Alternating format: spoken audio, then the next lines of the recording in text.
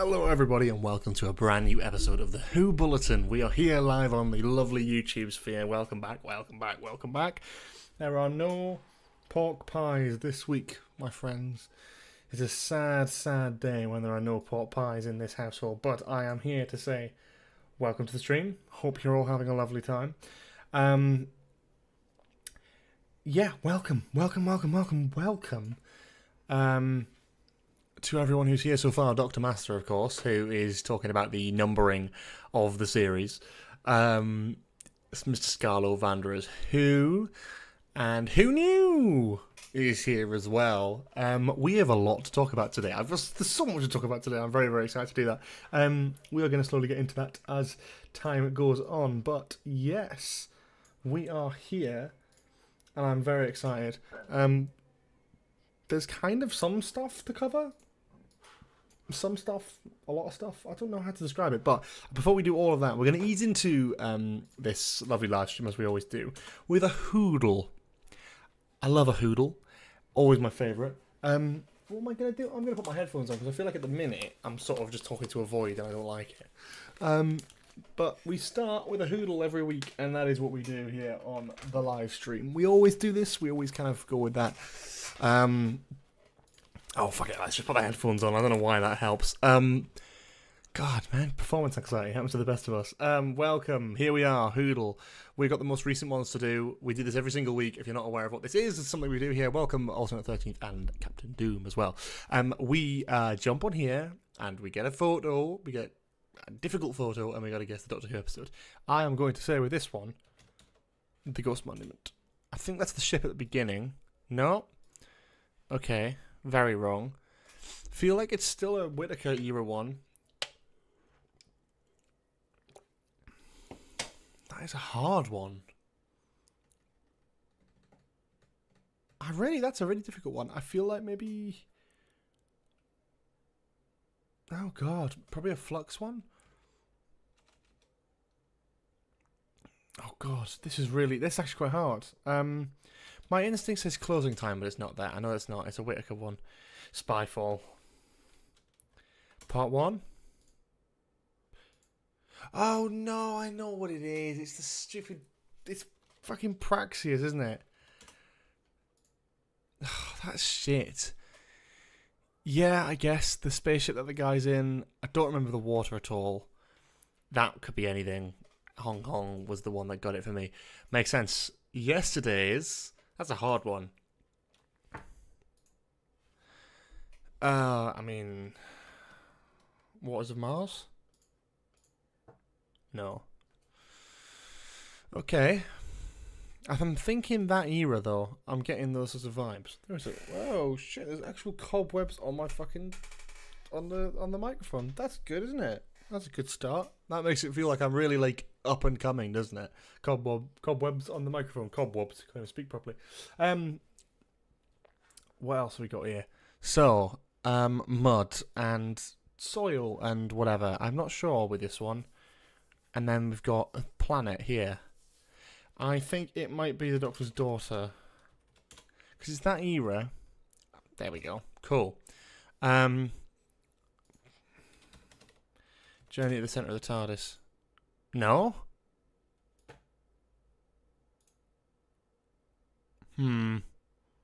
Definitely the same set design. Hellbent, maybe? I don't know with this. This is a really hard one. Out of order. Oh, the pilot. Oh, that's the...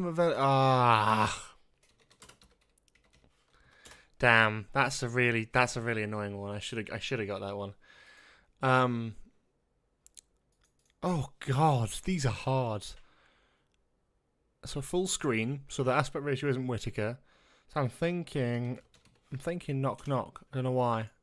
That's calling to me. I was wrong though. So it's series 7B. What does that say? Because it's the TARDIS. Hide. Now this one is Journey to the Centre of the TARDIS. Oh, I'm such an idiot. I already guessed that one. It's not even... That one is also Journey to the Centre of the TARDIS. No? 2 in a row, bro? What we do? What we cook? Hang on. We're not same episode 2 days in a row. Are we kidding? What's that about? What are we doing? What are we cooking there? What we cooking? I don't understand that personally. What are we cooking here? Same episode 2 days in a row? What? And yeah, I've done this one, but I can't remember what the fuck it was. Yeah, I can't remember. This was a hard one. But yeah, that is the hoodle for this week. We've done pretty much all of them. We've got loads to talk about today, so let's get right into it. So Doctor Who is back this week, which is a crazy thing to say. A new series, the first series since 2021 with Flux, the first full series. And that's really exciting to get these episodes out again, to get them back to back. So what is happening this week? What is happening this week? So for those who may or may not already know, there is, and we're going to start with sort of the future tense first. So this Friday, Doctor Who starts on BBC iPlayer at midnight and around the world around the same time. If you want to join in with a little live message along, tweet along, there is actually a little event here on Twitter that we're going to do, Doctor Who Night. And let me get that up for you. Basically put together by the wonderful Josh Carr, who may or may not be in the stream. But it's a Doctor Who Night live tweet along, I guess. I'll be taking part in this to some degree, probably not all of it, because I'll be on a train for most of it, won't be able to watch half the episodes. But basically, at about 6:45, we have got a schedule here. Look at this. So we've got an introduction to the night, which you are going to want to see. That's very, very excited. Excited? That's very exciting. 7 p.m, The Star Beast. 8:15, Wild Blue Yonder. 9:30, The Giggle. And then 10:45, The Church on Ruby Road. And then, after you've done all your little tweet-along stuff, and you can still tweet along if you like, you're more than welcome to. We're going to venture over to the Discord server here, the Who Bulletin Discord server, which is now up and running. If you're not already aware of this, let me personally invite you all to join in this Discord server. You can jump in, and we've actually got a chat here called Doctor Who Night, which is basically where everything is going to go down. We've got the little event listed here, and you can see pretty much when this is going to go live. So you can either live tweet with the hashtag Doctor Who Night, or you can jump on the Discord here and chat along live. Now bear in mind, some people might be a few seconds behind, might be a minute behind or whatever, but we are going to go by just whenever the episodes are live. We're going to be starting with Space Babies at midnight, and then presumably The Devil's Cord at like 1:15, or whenever Space Babies finishes. I presume it's 45 minutes. And then we go from there. So that's very exciting. And someone has already joined. So let's give a lovely warm shout out to Harper. Thank you for joining. I'll add your rules on now. But you can join in this chat here and get involved on that evening. As well as that, if you're not already in the Discord server, we actually do have a lovely little community on here. We have our daily hoodles for those who like to take part in that every day as opposed to once a week like me. Loads of spoiler chat stuff, loads of Doctor Who chatter and memes and clips and all that sort of stuff. And then it's also a place where, if you're interested in the content that I make, everything goes here. So whenever we go live, there's a notification here. Whenever there's a new podcast episode, it goes live here. Whenever there's a new video or anything like that, it all goes live here. So you can see, look at all that. Oh my god, look at all this wonderful content that you may or may not be missing out on if you're not in the Discord server with notifications on. Wow. So yeah, join for Doctor Who Night. Stay for all of the wonderful content creation. There's also a great content creation chat here where you can post your own stuff, whether it be memes or TikToks or anything like that, or YouTube content creation, Instagram, TikTok, anything you make, you can shout about it in here. And at the very least, I will see it, and I will be happy to give it a gander. Yeah, so thank you also to Captain Doom and Nathan, who have just joined as well. I'll give you a little add your roles once again.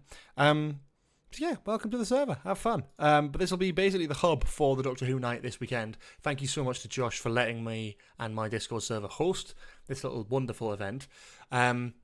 Yeah, Van, there is. Good shout. And the reason I don't do that is because of previous Discord experience. I very much prefer to do it manually. Because there is a risk of me being offline. I'm not always active on Discord. standard stuff. I work a full-time job, have a relatively busy schedule. Can't always be involved with it. The last thing I want is for someone to be added in, auto-added all the stuff, and then start posting shit. Even if there are moderators around, I sort of want to be more careful. Just based on past experiences with Discord servers, I'd rather be more careful. But if you do want to join the WHO Bulletin, the link is in the chat now. I'll even pin it for you, so you can go and check that out. But if you're not already part of the community, please do come and join it. It's a wonderful place to be, and it is the place to be for this Friday's Doctor Who night. So stay tuned for that. So, what else is there in the world of the new? Well, we've got 2 new episodes coming this week, and I'm very, very excited for those. Personally, I'm buzzing for these episodes. I thought we could look through some of the photos that have already been pre-released. Again, another shout out to a wonderful creator behind the Black Archive, or the TBA Gallery. They put together really high-res images of all of the photos you could ever want from this episode. So we have some exciting stuff, some general promo ones, some spaceship stuff here. You've seen this. Lots of sort of toys and stuff in the background. We've got the Bogeyman monster, which looks incredible and very creepy. Some great sort of spaceshipy stuff. This, which looks incredible as a set design. It's given a little bit Saranga Conundrum vibes, but I dare not say that just in case. Well, I mean, I have, so, whatever. Do with that what you will. But a lot of cool behind-the-scenes photos. Well, not behind-the-scenes photos, but a lot of great shots from the episode that you can look at. I'll definitely be using this one to promote some shit at some point, so stay very much tuned for that. And we've also got ones for the Devil's Code as well, which we'll look at, because my god, the Devil's Code one looks great. So, there's some great stuff in this sort of dark background. You've got the Abbey Road stuff here as well, which just looks incredible. Good signage there for the time. Some great stuff of the Doctor playing guitar on stage. Some stuff of the Doctor talking to Paul McCartney here. At least I think that's Paul McCartney. Jinx Monsoon's character in a very Toymaker-esque outfit. Their character is going to be called Maestro in this episode, so that's very interesting. There is Maestro coming out of the piano. Either they're some sort of godlike being, or they're going to have some sort of TARDIS of some sort. I love the idea that the piano is actually a TARDIS, because the whole bigger on the inside thing really works. Got a shot here of Shooty and Millie with it as well, which is great. Another fantastic shot there, which makes me think we're going to get a few little musical numbers in this episode, which I'm very, very excited for. I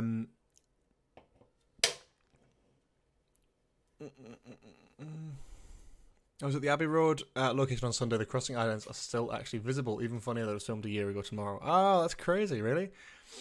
That's so cool. I'm very interested in that. What was it, in Bristol, Cardiff area, I presume?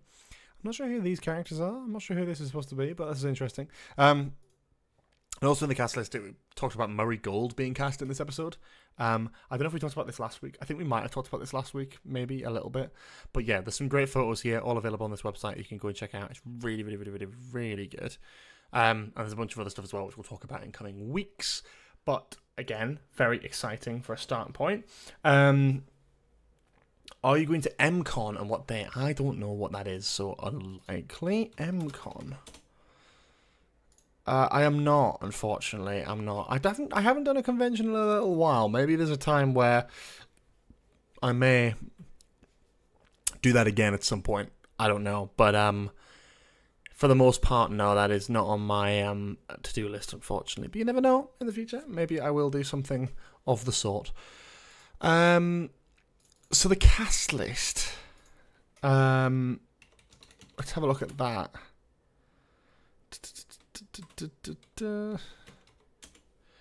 Murray, get pot pie struck to you. Hey, I would take it. I would absolutely take it. So the cast list. Here we go. Courtesy of Bad Wolf Archives on Twitter. We have a cast list here, which seems pretty normal up to this point. With Lim, Henry, Tea Trolley Lady, George Martin, played by Ed White. So George Martin, Paul McCartney, John Lennon, George Harrison, Ringo Starr. Great. to have these names in Doctor Who. Finally, it's great. Studio producer, cool. Cilla Black, which is great, by the way. Very appropriate to the era. Cilla Black was working in the Cavern Club in Liverpool when the Beatles were sort of starting out. So it sort of makes sense in terms of timings. It sort of makes sense in terms of location. They're both from Liverpool. Both in the music scene. I love that. Cilla Black's become a bit of a meme of late, and I think it's just a perfect surprise, if you will. Notably also Tea-Lady, played by Susan Twist. Susan Twist is everywhere. We love Susan Twist because she's just all over the place. In Doctor Who, obviously appearing in Wild Blue Yonder, and then The Church on Ruby Road, and now in this episode as well. She's probably going to appear in every episode. That's my guess, is she's probably going to appear in every single episode at some point, playing some sort of character. It's unclear who, as of yet, but I'm here for it. I love the fact that she's just sort of playing around in different roles, and I kind of like that. Maybe some sort of meddling monk character, I'm not sure. Vinny, played by Simon Jason Smith, elderly woman, played by Laura June Hudson, and himself, played by Murray Gold. I love it now. I'm kind of loving it because I feel like there's some sort of meta thing in there where Murray Gold is going to be playing himself, who is obviously the composer for Doctor Who. That would be very interesting to see how they go about that, what they do with that. But I'm so excited if there's going to be some sort of joke in there about Murray Gold or with him. I'd love to see something happen with Murray Gold, and there's a joke about the Series 10 soundtrack. Not that there will be, but that would be the funniest in-joke Doctor Who I think might have ever done. So that's interesting. And then we've also got some early reviews as well. So I thought we'd have a look at the Radio Times, who have recently reviewed it to a little bit of mixed interest. Welcome away to Central. A Queen Freddie Mercury episode now, says Andrews Who. That's a really good idea. I like that as well. Oh yeah, and Shirley and Joanna's from Strictly in it too. This is going to be dancers from Strictly Come Dancing. Very interesting. And June Hudson as well. Yes. So who was June Hudson playing again? Oh, June Hudson, just elderly woman she's playing. So let's have a look at what the Radio Times have said in regards to the most recent episodes that they got to see and have reviewed. They give both of them 3 stars out of 5, which isn't great, to be honest. And a lot of people are sort of worried about that, but I wouldn't be. It's one person's opinion against another's. It just depends on who's seen it. Morgan Jeffrey from Radio Times gives it a 3 stars. That's absolutely fine. But yeah, we'll talk about that. I should also point out, I've not read this yet. This is all new to me. So this is the review of The Space Babies, a sci-fi romp powered by its dynamic duo. Having taken something of a detour to celebrate Christmas and before that the show's own 60th anniversary, it feels as though it's here and now that Doctor Who is truly beginning to embark on its ambitious new era with new Disney funding, a pair of energetic young leads, and a reinvigorated Russell T Davies back at the helm. The series has rarely been better set up for a stab at global domination. Those wary of too much change, however, should find their anxieties soothed by the first 2 episodes dropping as part of a season-launched double bill, picking up after the events of the Church on Ruby Road, and charting a first jaunt into outer space for the Doctor, Ncuti Gatwa, and new friend Ruby, played by Millie Gibson. Space Babies is a frothy sci-fi romp that serves a solid jumping-on point for newcomers, but should also satisfy traditionalists with its scares, larks, and intergalactic daring-do. I quite like that as a sort of basic little description. Welcome Dan Ben, and welcome hooligans as well. The story is simple. Arriving at an isolated space station, the TARDIS duo discover a baby farm run by the babies themselves and must protect the new wards from a threat prowling the lower decks, but no one suspects that it's by design. The narrative is straightforward. The cast limited. Bridgerton's Golda Rochevelle delivers a spirited turn in the most prominent guest role, nabbing a couple of the episode's best gags, but this allows time and space, no pun intended, to showcase the personalities shared by the dynamic of Ruby and the Doctor, with Gibson and Gatwa lighting up the screen, both separately and together. More so than in his previous 2 appearances, Gatwa gets to run the gamut of the Doctor's emotional complexity here. They're Joey DeVere. Oh Christ! I mean, I respect the article here, but I'm too tired for this. I've been here all day. Oh, really? Morgan Jeffrey said that was a good score, and he really enjoyed it. Interesting. Their compassion, their absolute compulsion to keep moving on forward and never look back, but also their shattering loneliness. Already great. I'm really loving the idea of the story. Simple, basic, and allows the two of them to shine. Because what this episode is really about is introducing us to the new Doctor and Companion. If we care about them, we care about the show. If we don't care about them, we don't care about the show. And that's what we need, we need to care about the two leads before we're getting into big, bombastic stories. And I think that's why you had the 2-episode launch. It sounds like quite a basic episode, and I'm kind of game for it because I feel like that's the purpose of it. But then to follow it up immediately with the Devil's Call, which is clearly much more bombastic and out there, I'm completely game for, to be honest.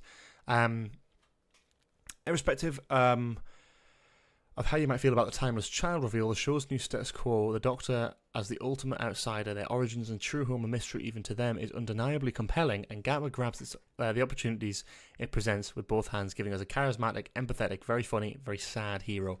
I'm also game with this as well. I saw a lot of stuff about Russell talking about the Timeless Child and how he didn't want to just bin it off.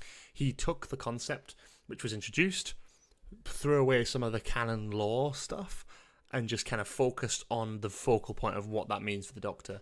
And I think that's the talent of Russell as a writer. He takes these big reveals that the general public don't really care about and make it a character point. What is important? Is it important that the Time Lords, adopted the Doctor and then used them to turn everyone else and they could regenerate and then all that sort of stuff, and then the Doctor has unlimited regenerations and had their memory lost and all that? No, what's important is that the Doctor now knows that they aren't actually a Time Lord and that they were from some other place, somewhere, and they don't know where they're from. And it sort of creates this loneliness, and I kind of like that in a way, because it's sort of, even though the Doctor in Russell's first era was sort of lonely because the Time Lords were dead, he still felt like part of a culture, part of a society, and now is this character who is still the last of the Time Lords, if you will, but also just kind of like, I am not even a Time Lord. I don't know where I'm from. I don't know who my parents are. I don't know my origins, and that's a fascinating way to play the Doctor, and I'm game for it. And it's great as well. It's satisfying to watch through. I'd hate to watch Jodie's era and then this, and it immediately contradict it. I'm glad it's kind of following through with that thread and giving the Timeless Child reveal some actual depth and love behind it that it absolutely fully deserves. So I'm game for that. In her first outing as a bona fide Doctor Who companion, Gibson is every bit as watchable. There are shades of Billy Piper's Rose Tyler and Ruby's liveliness and sense of humour. She absolutely also brings her own idiosyncrasies and non-nonsense northern attitude to bear, absolutely refusing to play second fiddle to the swaggering Time Lord. I quite like that. Though there's an occasional brief nod to a series arc, Space Babies is for the most part just a simple standalone tale, well executed and powered by a pair of marvellous performances. Heaven sent this ain't, but nor is it trying to be. Its lightness of touch and lack of complexity might turn off some, but as a pilot episode it does the job and then some, endearing its leads to the audience and leaving us hungry for more adventures. That's exactly what this needs to be though as well. I'll stand by that. Now, I might like this episode, I might not like this episode, I'm not sure, but I think that's exactly what it needs to be. If you told me that the Space Babies was going to have all of, it's going to have the Master in it, I'd be just sort of, no, it needs to be, for a new audience to watch Doctor Who, they need to understand the basics, right? That's what End of the World was, right? In series 1, like it's sort of new, and it's sort of seeing out there what that can be like. Is it full of canon stuff? No, it's about the Doctor as a character. It's about Rose as a character. It's about learning about them, and I think that's why I'm happy Russell is here, because I feel like he knows what he's doing. Fingers crossed.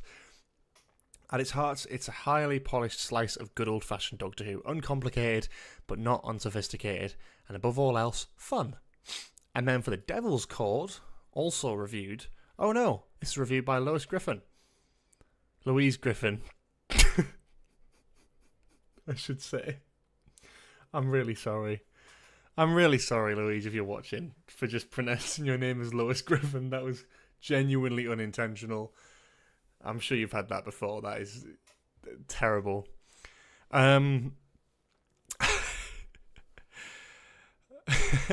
Who's your favourite Doctor? Great question. I don't have an answer to that. Either David Tennant or Matt Smith.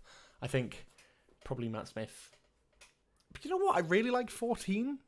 I think sometimes being left wanting more is a good thing. I said in a video with Davis, there's a sweet spot of like 7.5, 8 out of 10, solid quintessential Doctor Who adventure, which is exactly what you should be aiming for with a series opener. Yeah, series openers are almost never good. Like, never like best top tier Doctor Who. They're good, but they're not like top tier heaven sent, right? That's not what you're going for, and I completely agree with that. You don't need something easy. You need something, you need something easygoing and simple and hits all the right points, and that's it. No, I doubt she's watching as well, but I don't want to be like, yeah, Lois Griffin wrote this. Also 3 stars. 2 episodes into Ncuti Gatwa's reign as the 15th Doctor in Doctor Who, Maestro Jinx Monsoon has come to play. As a new era of Doctor Who arrives, many of us will be refreshing BBC iPlayer at midnight to watch Space Babies' a bizarre romp of a story before clicking through blurry-eyed, but clamouring for more in the early hours of the morning to the Devil's Court. Going in, we already know a lot about this episode. Fresh from their first adventure together, 15th Doctor and Ruby Sunday, Minnie Gibson, venture back in time to the 1960s to watch the Beatles record their first album at the iconic Abbey Road, but things aren't quite right. Enter Maestro, a force of nature and an all-powerful godlike figure who's changing history, resulting in London once again becoming a battlefield for the Doctor as he attempts to save the future of humanity. With raw war raging across London and a foe that the Doctor has seemingly no way of taking down, it seems like a classic Russell T Davies tale, and it is, for the most part. Of course, with that big old Disney budget, it's shinier, flashier, and very palatable to fans coming to Doctor Who for the first time. Although that's not to say there aren't some glorious little references for seasoned Whovians. Love me a bit of references, you know. Oh, sorry. I stand massively corrected. The 11th Hour is a phenomenal opener to a series. Okay, let's go through the openers and let's kind of rate that in a bit. But we'll do this through first, and then we'll sort of have that conversation. Curiously, Davis recently referred to the episode as almost having no plot, just some subplots, and that's where some are likely to find fault with the episode story-wise, for better or for worse. It's incredibly simple, but that does leave room for some stellar performances. We already know this, but the Devil's Cord only secures it further. Gatwa is completely mesmerising as the Doctor, which absolutely warms my heart to see. I really, really love that Ncuti's the highlight of all of this. Like, Ncuti and Millie are the highlights, because what you want more than anything is for your main cast to be good. And I'm not saying that's not been the case with other eras, ever. A lot of people didn't like Jodie's era and all that sort of thing, and I think I had issues with the companion dynamics with Jodie and sort of what they were trying to do, was it feels like with this, they've really hit the ground running. And I'm not saying one's better than the other. I've barely seen Ncuti and Doctor Who yet, so I can't make a judgment on that. And Jodie Whittaker has had some stellar moments, but I think with better writing, she could have had better moments. Ncuti feels so like full of that energy that I think we need really for the show right now, and I'm gassed. I'm so excited. Every single line is delivered with an energy that makes you feel like you're a child watching the show for the first time. Oh, that's the kind of shit I want. His chemistry with the brilliant Gibson as Ruby Sunday is unbeatable. Every movement is intentional. Every grin, every laugh, every monologue will have you ready to follow him into the TARDIS for adventures across the universe at a moment's notice. Oh, and thanks to costume designer Pam Down, he looks absolutely sensational doing it. I am completely gassed about all of that. It's very exciting. But his isn't the only standout performance in the Devil's Court, and there's one that might just outshine him this time around. More than a decade after Jinx Monsoon first graced our screens in RuPaul's Drag Race, they've done just about everything, continuing to hone their craft on Broadway, and oh, this is the role for them.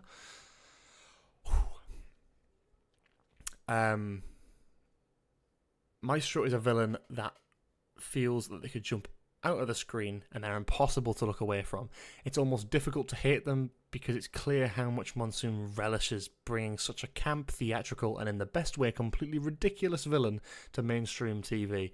Is The Devil's Court a perfect Doctor Who story? Absolutely not, but it's vivid, silly, gripping, and sees our brand new Doctor battle a larger-than-life villain across the streets of 1960s London.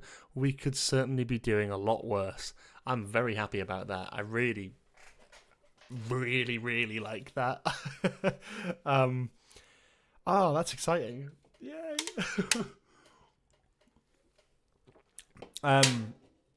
What do we think of those reviews? For me, they don't seem like 3-star reviews. I think they're trying to manage expectations. I feel like, which is not the responsibility of a reviewer. You really don't need to manage expectations. It's just trying to put something out and see how it is.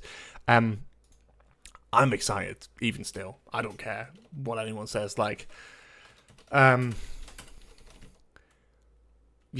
I'm really excited with that. Let's have a look at season openers because I just slagged them all off and I want to sort of get there. Okay, Rose. Great episode, but not like a perfect peak Doctor Who episode. It's not even nowhere near the best of that season, but it's still a good, solid Doctor Who episode. New Earth, exactly the same. Fine, solid Doctor Who episode. Nothing amazing. Same with Smith and Jones. Same with Partners in Crime. That doesn't count. 11th Hour is peak. 11th Hour is like 10 out of 10. It's a fucking great story. I love that one.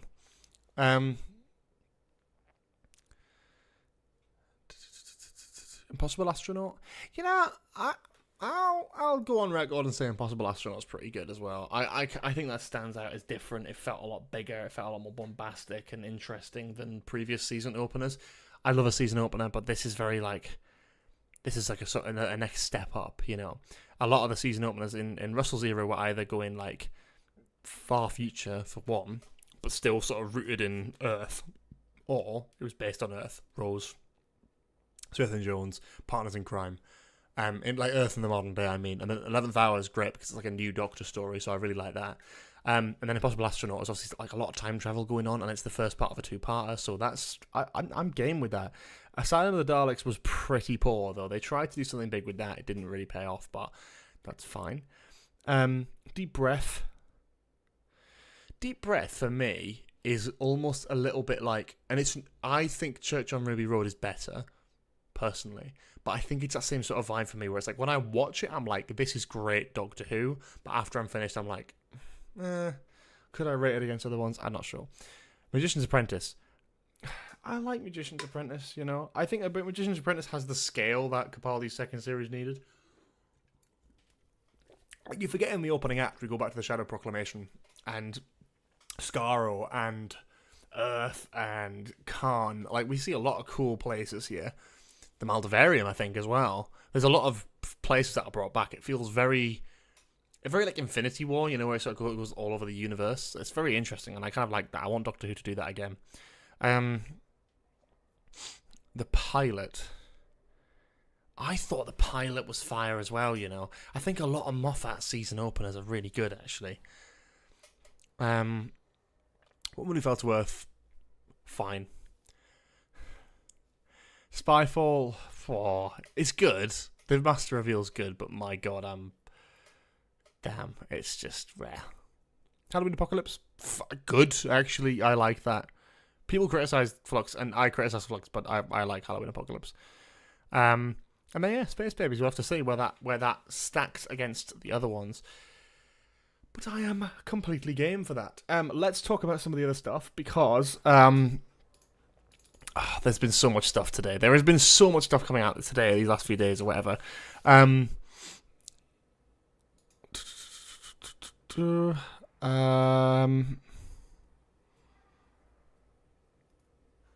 Jesus. What am I looking for here? Radio Time. No, is it Radio Times?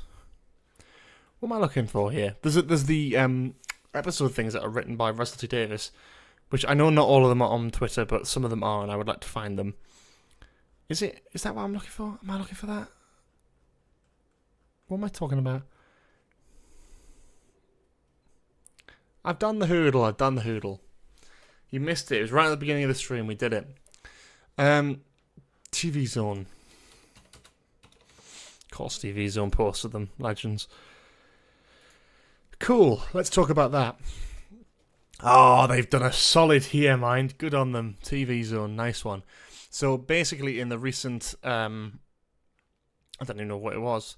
Nah, I don't think they're going to quote it, are they? But there is a basically written by Russell T Davies. There's a little description for every episode, so I thought we'd also go through them.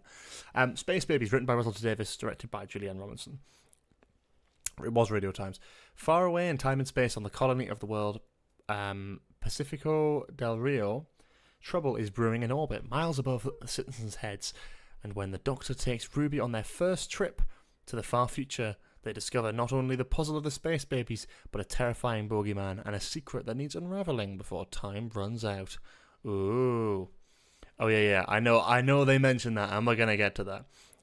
The quote from the episode is, "I have been to the ends of time and back, and I have never seen anything like this before. The Doctor." Oh, that's a classic Doctor Who quote, isn't it? The Devil's Code, written by Russell T Davies, directed by Ben Chisel. The Doctor and Ruby, simply on a mission to have fun and enjoy a great moment of music, and soon things are going wrong, not just for the Beatles, but for Cilla Black too. And the quote is, "You've got children, Ruby Sunday." I did have. I will have. Time Lords get a bit complicated, the Doctor. Interesting. Written by Stephen Moffat, directed by Julianne Robertson, Episode 3, Boom. A war-torn world on the farthest edges of the galaxy. Castorian 3 is all traps, smoke, mud, danger, and ruins. They defend themselves. The Castorians themselves can't be seen hiding in the fog. The Doctor finds himself trapped. Ruby's in more danger than ever before, and they're both about to meet someone who might, one day, change their lives forever. Ooh. What? That's kind of weird. Interesting. I wonder then maybe whether trapped. Ruby's in more danger than ever before. They're about to meet someone who might one day change their lives forever. I wonder, that's a proper Moffat-y synopsis, isn't it? But I wonder who that person's going to be. Are we going to get some series arc stuff, maybe? We're going to get a bit of Susan Twist there. And the quote is, "Some of the men think that Castorians are in the fog, like they're made of fog," and that's from Carson, and we don't know who Carson is. We hope it's not that YouTuber who was done for being a nonce. That's a really niche reference. Anyway, 73 Yards, written by Russell T Davies, directed by Dylan Holmes Williams. The teaser, Welsh folk horror. The TARDIS lands on the cliff tops of West Wales. The Doctor looks at the waves crashing below. "Witchcraft is a very strong word," says Enid. Interesting. So it's a Welsh folk horror. Love that. And someone also mentioned as well that this, and I think I actually saw a screenshot of this, but they actually mentioned that there's something basically saying the war between the land and sea, which is interesting because that is the name of the spin-off for this, for Doctor Who, coming up, apparently. Cool. Very cool. I'm glad some people got it. Dot and Bubble, written by Russell T Davies and directed by Dylan Holmes Williams. Lindy Pepperbean has the best life, but sometimes Lindy catches something in the corner of her eye. Maybe the Doctor and Ruby can help, but they're facing dangers of their own. "Lindy, I want you to be very careful and look to your right." Ruby Sunday. Ooh, I love this. This is giving me vibes of... What's it giving me vibes of? It's giving me vibes of... Prisoner Zero in 11th Hour, when it's like he hides right in the corner of your eye, something that you didn't quite notice. Quite a scary little concept, but I think that works quite well. I'm very excited for Dot and Bubble. I think that's going to be either really good or really bad, and I'm hoping really good. A bit nosedivey, yeah, you're right. Bit Black Mirror-y. Rogue, written by Kate Herron and Bryony Redmond, directed by Ben Chesel. It's 1813. And there's a grand ball at the Duchess of Pemberton's country manor. Dancing, dalliances, and deadly dancer. As this... Oh, fucking hell. I can't even fucking... I'm too tired to read out big words that I can't pronounce. Bodies pop up at the most inconvenient times. But when the Doctor spots a mysterious stranger known only as Rogue, the dance gets more complicated than ever before. And the quote is... "Psychic earrings, choreography beamed into your motor system, tap twice to choose your moves, instant strictly." The Doctor, interesting. Some sort of dance-off sequence, maybe? I'm not sure. But I like that. I really like that. There's a lot of sort of interesting stuff. It's interesting that also that the character that Jonathan Groff is playing is called Rogue. It's been like named as Rogue. So maybe a rogue time agent kind of plays into that Captain Jack thing. I'm not sure, but he's definitely some outlier here, and I'm kind of interested to see what that's going to be. I think he's like a bounty hunter or something, isn't he? He's going to be someone who's trying to like hunt the Doctor down. The Legend of Ruby Sunday, written by Russell T Davies, directed by Jamie Donahue. The TARDIS is on a top secret mission, heading straight for Unit Tower, but 10 floors below, a long buried secret has been waiting since the era of the Third Doctor, and Ruby's mother holds a vital clue that might change her daughter's story forever. Oh, I love that. I'm wondering what we're going to get referenced here. I kind of feel like, because he's mentioned the Third Doctor so much and John Pertwee so much, that we're not going to see him, but we'll see a reference to him, maybe a photo of John Pertwee's Doctor in this episode. They're talking about the era of the Third Doctor, so something buried below Unit Tower that is kind of, we'll get to the quote in a second, but something buried beneath Unit Tower, something that's from that era, from the Unit era of Doctor Who, when he was stranded on Earth. I'm kind of interested to see what that's going to be like. So, fingers crossed. But the quote, Time Lords can regenerate their faces like a disguise. We look different, but we're still the same. Not attributed to anyone, but I presume that's the Doctor who says that. I'm kind of interested to see what that is in context to. I'm thinking that maybe there's going to be a direct reference to the Third Doctor and Brigadier, and we're going to see a photo maybe, and he's going to mention about that. I'm not sure. Interesting. Yeah, the TARDIS is on a top secret mission, which is interesting. I have a feeling that the TARDIS is in sort of cahoots with UNIT here, and the Doctor actually doesn't know what he's being brought into. Empire of Death, anyway. Written by Russell T Davies, directed by Jamie Donahue. Terror, devastation, apocalypse, tragedy, horror, revenge. The world reels from the most terrifying revelations and everything is lost. Not everyone is getting out of this alive. The quote is, "It's your life, Doctor. It's telling the story of your life." Ooh, that's interesting, isn't it?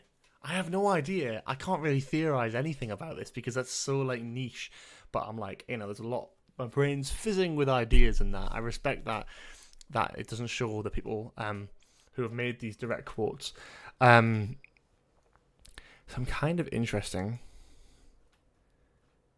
I am kind of interesting, but I'm kind of interested to see what that's about and what exactly is mentioned. Because that doesn't say who said that. That actually could be anyone, and it doesn't sort of mention that. But they've obviously got the stuff about the memory TARDIS. We've got, this mic is going everywhere. For me, I definitely think we're going to get a returning character as the villain of this story. I have a feeling that that's going to be the case. I feel like Sutekh is a good shout for a lot of people. I know a lot of people were sort of interested by that. For me, I am leaning slowly in that direction, but I'm also kind of thinking about, again, like a Time Lord, meddling monk kind of thing. Definitely someone we're not seeing quite yet, but I'm game. I'm excited. I'm interested to see what they're going to do with it. This is really cool. Talking about Time Lords and regenerating, talking about the Doctor's life being like told as a story. You've got Susan Twist, of course, as well, and lots of other stuff as well. And finally, one thing I wanted to talk about was some of the promo material that's been coming out.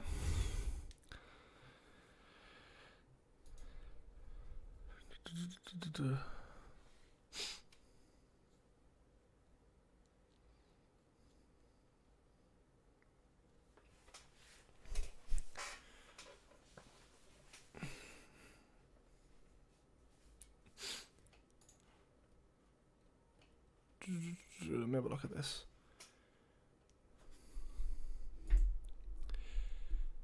How do you think Triad will link to everything? I think Triad is an interesting way of doing that. Is she going to be called Susan Triad? I'm not sure. Maybe that is the case, but I have a feeling that the whole thing with that character is going to be linked to something. Whoever Susan Triad is, or whoever Susan is, or Susan Twist's character actually is, I sort of feel like it needs to be something really interesting, something different. Maybe she will be the villain of the series. She may well be if she's been sort of lingering throughout the show. Anyway, but it's something to do with the Mavity thing. She was in that scene there. She was in that sort of, I don't know whether it's something to do with the Toy Makers Legions. S Triad, TARDIS, yeah. Could very well be something like that. For once, I genuinely don't have any theories. I'm just excited to see where it's going to go. I'm excited to see what they're going to try and do with it. And I'm bloody excited. What else I wanted to kind of talk about was this, which is great. Yes, I'm going on my Twitter. Deal with it. Hello, I'm the Doctor, and you're watching BBC One. Oops, sorry, I've pressed the wrong button. Crazy TARDIS, that's 1966. I do love the 60s though. We're back. Sorry about that. Now, EastEnders. And that aired on BBC One. Isn't that brilliant? We're getting some fantastic kinds of promotion here. There was another one as well, which I bloody loved, which I don't know if I shared or not. I don't think I did. So I'm gonna have to find it. But my God, it's just incredible. There was a match of the day one, but it went through the eras of match of the day, and I was just like, that's just incredible. It was just so good. Like, oh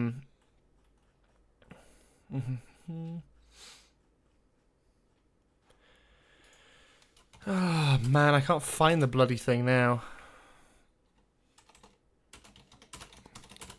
Match of the day, Doctor Who. The match of the day snippet was great. Someone did post it, that's good. Here we go.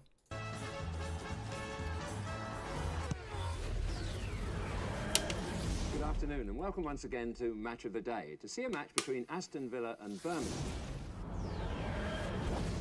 Welcome to Match of the Day, Chelsea versus Sunderland, a First Division match. There was something missing from the New York City of Manchester today. Definitely a lack of atmosphere in the stadium. Well, it's hard. It's hard when you're up against a goalkeeper with cybernetically extendable arms. I've got to give the doctor some flowers here. I couldn't agree with him more. I mean, oh, don't play it again. I just think that's brilliant. As a bit of like promo material, I think that's really, really impressive. And even just like the little graphics and everything, I was just super impressed by it. I think it looked really, really good. I know it's daft as hell, but I love it. I think it's really, it's a lot of fun, and I'm really like glad we're getting some really top tier end promotion for the show. Maybe it'll do well, maybe it'll not do well. I'm not sure, but I genuinely like. I love it. I absolutely love it. I'm so game. Honestly, I'm so game for it. And I think I saw someone as well talk about the logo in the title sequence being changed. There's a lot of stuff like this, but I think a lot of these references and things, it's just very cool. It's very, very cool, and I'm super excited about it. I really, yeah, I've just, there's a lot of excitement from me. There really, really is. So I'm going to leave it there for the Doctor Who chat because I've sort of worn myself out. But I'm well excited. What do you all think? And what else do you want to ask, basically? Who or what is your favourite villain? That's a really big question for another time, but I'm not too sure, to be honest. I think there's a lot of different great villains that I really love. I mean, the classics are obviously there, aren't they? Like Daleks, Cybermen, the Master, when done right, you know. Suits Out was pretty cool. I watched Pyramids of Mars recently, and I really enjoyed that. Something I would like to promote, I know I always do this, but this week it actually is relevant. So, I have a podcast. What, George has a podcast? No way. Yes, I do have a podcast, and I talk about it every week, so don't be surprised. But we've got a Doctor Who episode coming out this week. We have actually got a Doctor Who episode coming out this week. We did a Doctor Who videos one a while ago when we talked about making content here on YouTube and going through the years of the stuff we made together. And last week we had some really exciting Star Wars special episode where we did a full, almost 3-hour script reading of Duel of the Fates, the unmade Star Wars film. But this week we actually have a brand new Doctor Who episode, which I'll get the thumbnail up for you. So something to be excited for the Doctor Who fans who might not have actually delved into our podcast show yet. I can show you the thumbnail. Here you go. There we go. Get that out. There we go. Yeah, so this week's episode is going to be about Doctor Who. We're going to be talking about Doctor Who memories. We're going to be doing all that sort of stuff. Talking about the upcoming series and what's just come before as well. So if you want to hear my sort of latest opinions in a sort of podcast form, medium, all that sort of thing regarding Doctor Who, then you can please go out and check Nostalgia Bay over on Spotify as per. I'll put it in the chat for you all, and you'll be able to see that as well if you're in the Discord server, which is also pinned and linked in the chat as well. So do join that Discord server if you're not already in it. It'd be lovely to see you there. And yeah, you'll be finding out about that podcast when it goes live on Thursday morning. We've got new episodes every single Thursday, so stay tuned for that. For Doctor Who everywhere at the minute. I'm so excited. If you have any burning questions, now is the time to throw it in. What we're going to do is, we're going to play 13, one round of 13, and then we're going to move on. So what we do on Tuesday nights, before I continue, is we do a bit of Doctor Who on here. We do the Who Bulletin. We talk about the latest news, and in this case, it is very much this week that there is new Doctor Who, which is very exciting. We talk about the latest, and then we move over to twitch.tv, which I'm going to be doing immediately after. We're going to be playing some Fortnite. It was a lot of fun last week for those who tuned in. It was a bit daft. It was a lot of fun. But we do stream here after every Who Bulletin. We go live on Twitch, GB Sheard, and we play a little bit of the old Fortnite.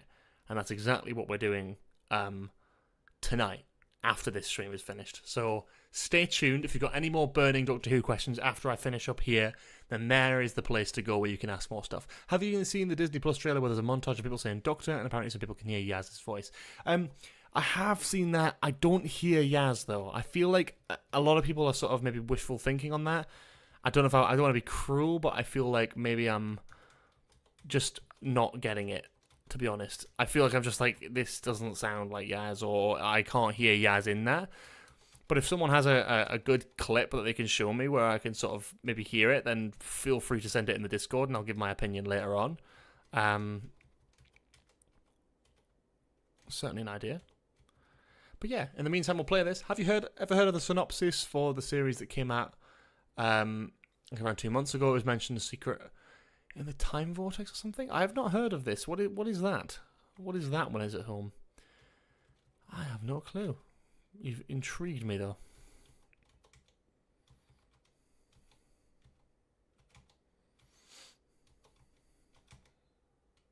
Interesting.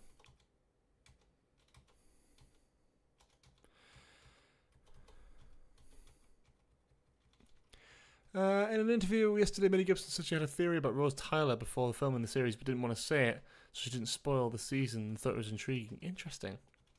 I don't like watching people play Fortnite, so won't be there. That's fine, Captain Doom. Bit of a shame, that's fine. We'll miss you. Sounds like Russell Davis has no qualms to bring back previous things from Chibnall's era to his own, so I wouldn't be surprised. You know what? I'm happy that that's the case. I think we need... No, I am a bit of a Russell Davis apologist. That is just the case. And that will probably change over time as I become more critical of his work, just as is, right? Because at the minute, my memory of Russell Davis is the man behind It's a Sin, and the man behind, my favourite childhood era of Doctor Who. So in my eyes, it's sort of hard. I find it very hard to criticize. There's some stuff I can criticise him on, absolutely. There's a lot of stuff I don't like and tropes about his episodes that I'm not a fan of, right? And I'll criticise them to the nth degree, but for me, the new stuff, I'm always more willing to give it a chance, personally. But that's just me, that's just how I work, unfortunately. Not the same for everyone, and that's absolutely fine, but for me, that's the case. Thoughts on saying, Russell Davis saying the sonic screwdriver looks too much like a gun? Well, for me, there was no direct quote on that, so I'm not going to I'm going to take that with a pinch of salt. I think that's a bit of a stupid thing to say if he did say that. Simply because it's like, well, why would you change, you brought David Tennant back and you changed it to another gun-looking design. If you think it looks like a gun, then you just made one that looks exactly the same as all other sonic screwdrivers and didn't do anything about that. So that's sort of odd, but fine. But yeah, I mean, I don't really care. To each his own. Like, if he wants to change the design, that's within his right to do so. I mean, he is the showrunner of Doctor Who. Like, let's get real for a second. Like, he's allowed to do that. Like, that's completely within his right creatively to do that if he wants to do that. Whatever the reason is behind it doesn't matter. You can disagree with the reason. It doesn't mean it's any less legitimate. Like, at the end of the day, whoever's show running a show, it's their show. They can kind of do with it what they want, really. That's kind of how that job works. So I'm game with whatever, to be honest. I don't care. I quite like the new Sonic Screwdriver design. I see the gripes, I see the memes, and I like the memes.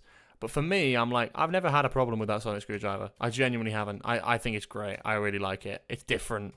It's unique. Which I know, again, is part of the reason why some people don't like it. But I think that's part of the charm. I really love it. I really do. I think it's a different... It's different and it's unique, and it sort of gives a little bit of character to Ncuti's Doctor. Like just a slight change, a slight change in pace there that is just a bit different, and I'll just take completely. Oh,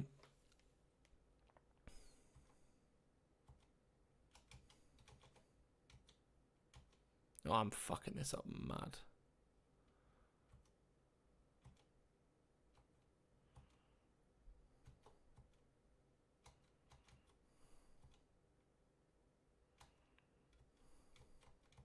God.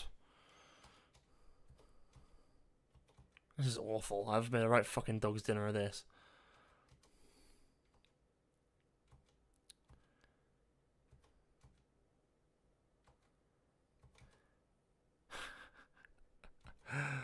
Oh, God. I'm going to have to do this because I've literally got no other option. This is the worst one I've done in a while, actually. Actually, maybe we'll just fuck this up and then we'll do another one. There we go. Right, this could be our final actual one. Yeah, so again, also make sure to tune in for Doctor Who Night on Friday as well. You can keep an eye on that on the Twitter. There's a lot of exciting stuff that I know Josh has got planned for you all, which is going to be fucking amazing. And this guy is great. He can just plan a Doctor Who event in like a minute, and it's just absolute gold dust. The guy is brilliant, and I'm honoured that he's happy to include me on these things. Like, he's great, and I'm super, super excited about this Doctor Who Night idea. I think it's great. And I'm I'm just gassed. I'm gassed to be part of it to some extent. I'm not able to spend that much time doing much content creation anymore. So it's great to sort of still be thought about into some capacity and be involved in these things, It's exciting and it's nice and it's honouring, if you will. So if you're watching, Josh, you're a legend, mate, and keep doing what you're doing because it's fucking great.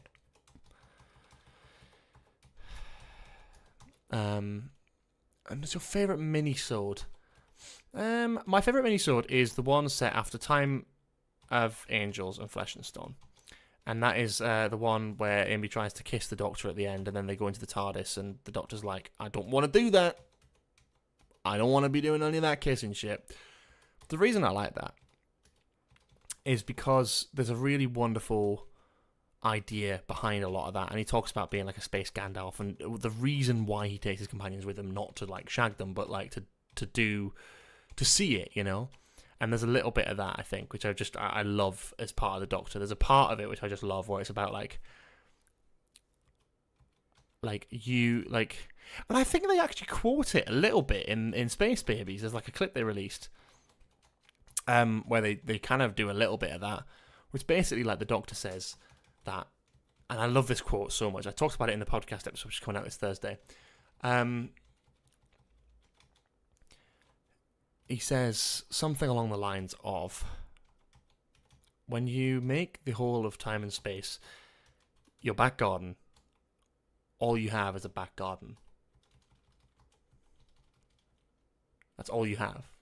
But and I think what he says to Amy is, he says, when you see it, I see it.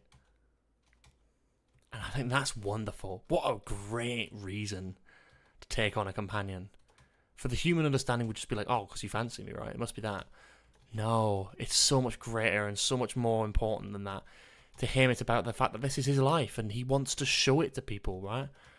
It's the wonder and mystique of the universe, and I love that about the show. That's the one thing that just gets me. I love it so very much.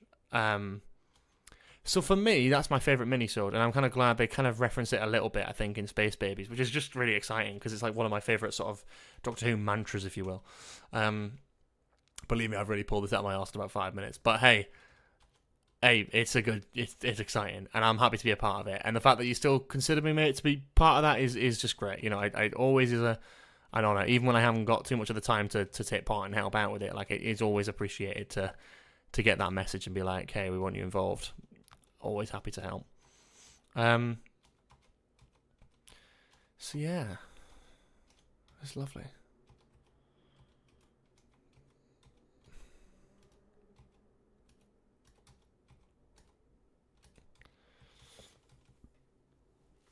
What else we got in terms of questions?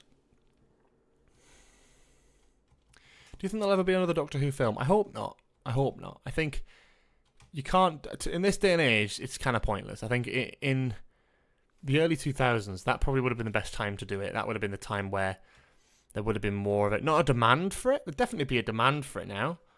But I think nowadays with streaming and stuff, it's like we've basically got that in spades, that sort of stuff.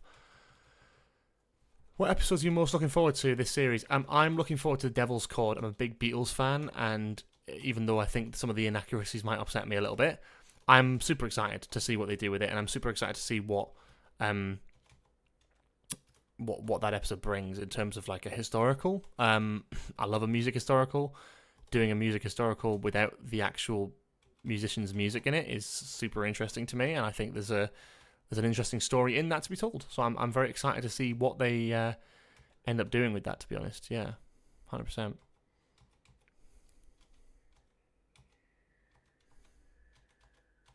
What the hell is that noise? God knows. I'm not going to question that.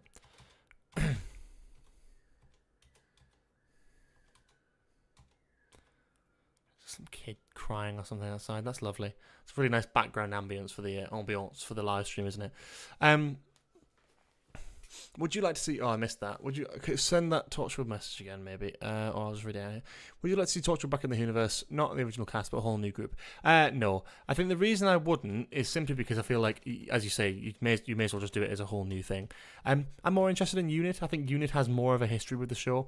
And as much as I like Torchwood, I think Torchwood would be a cool thing to bring back in years to come, like a long time from now, like not a modern thing where it's like it's still quite fresh in people's memories, and I think it's something where if you give it time and then you bring it back, it would be kind of cool to do it, and it'd be kind of like retro and what have you. For me at the minute, I'm sort of like, nah, we don't really need that. I don't really feel the need to see more Torchwood, and I think that's fair, to be honest. I think it's something that has been not overdone, but I guess it kind of has, hasn't it? But yeah, I'm buzzing to rewatch the 60th episodes too. So I probably won't join in for that bit. I'll try and sort of stay tuned, but I've recently just actually rewatched pretty much all of them. But it's good. For me, the Star Beast didn't hold up at all. And I was hoping to get a video out about it this week to sort of celebrate the series coming back and stuff. And I might still get it out, but I don't know if I've got the time yet to do it. It's just busy, man. Like, life takes over and you're like, oh, I want to do this, I want to do this, I want to do this. And it just don't happen, man. Sometimes it just really just doesn't work out. And it's really sad because you sort of want it to, definitely. But sometimes it just doesn't work. And that's upsetting and annoying, but it just is what it is at that point.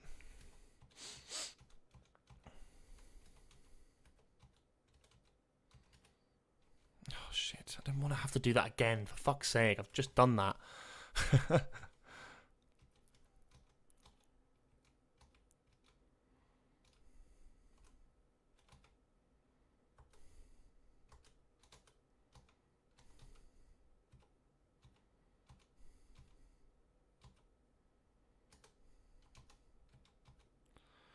Oh, fuck. Hang on. There we go. Can't get rid of John Sim? That's not what I was trying to say. Yeah, game over. Fuck! Do one more and then we'll head over to Twitch. Yeah, why not? That'll be fun. Keep asking your questions. And then we'll head over to Twitch and do a bit of Fortnite in a bit.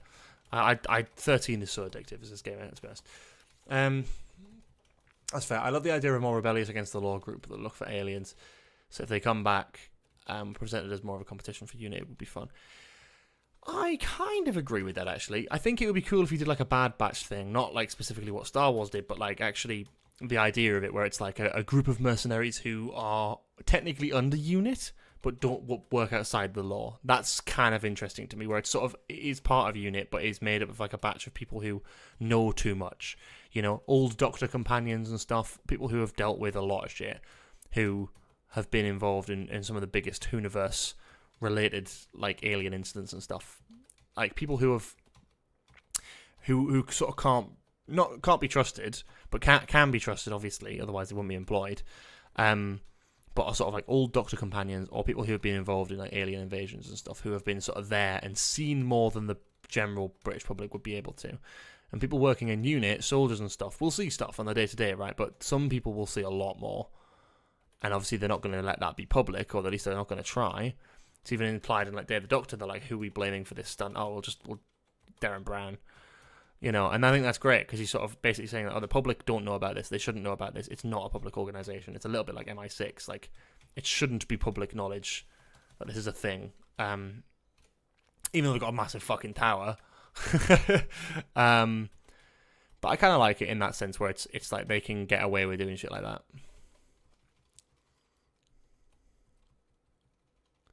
Surprised they haven't brought back Luke from Sarah Jane Adventures. But that's what I mean. You could get a good smattering of different characters in there. That would work really well. Like a good combination of stuff. Maybe one person from Class or something. Bring them back and completely retextualize that character. Do something interesting with it, but leave connections to that. You know, Gwen from Torchwood, right? Of course, you have to do that. Osgood, one of the Osgoods, who is also a Zygon, maybe. That can be like her thing. It's a Zygon Osgood, and she can transform or whatever. She's got like a power like that. And then someone from Class, and then like Luke from Sarah Jane Adventures, or Clyde, right? That would be cool to me. That's a cool concept where it's like, okay, that checks out. That makes sense in terms of the context of the show, in terms of what they're trying to do. Like that would make sense to me. Where it's like, okay, they're trying to like do old stuff, but do it like new and refreshing, and it's not just like rehashing old characters. It's like making these characters as if they're brand new, but using stuff that's already in the universe that they can sort of toy with. I like that personally, but it's not for everyone.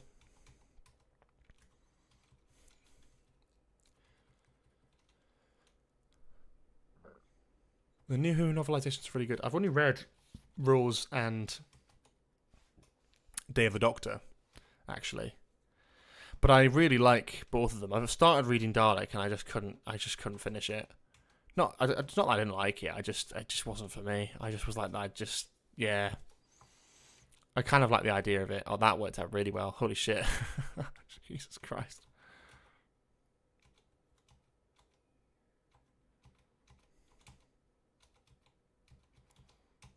Okay. Whew, that worked out quite well, actually.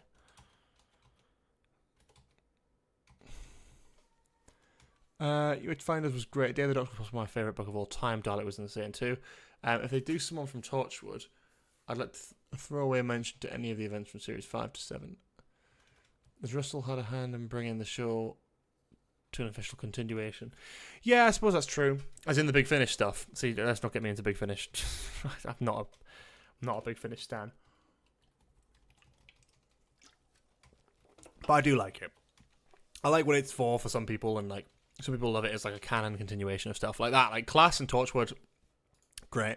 And doing Beyond Bannerman Road, great idea. Like, oh god, that's a horrible voice break. But doing these sorts of things are really great and really cool, and I'm really glad they're able to do them. But it's, for me, it's like the River Song Diaries and shit. I don't need more River Song stuff. I love River Song as a character. I think the more you do her, the more you ruin it. Sometimes less is more for me, and I just, maybe it's me being miserable, but I'm just not a fan of it sometimes. I'm sort of like, oh god, do we need to keep doing this?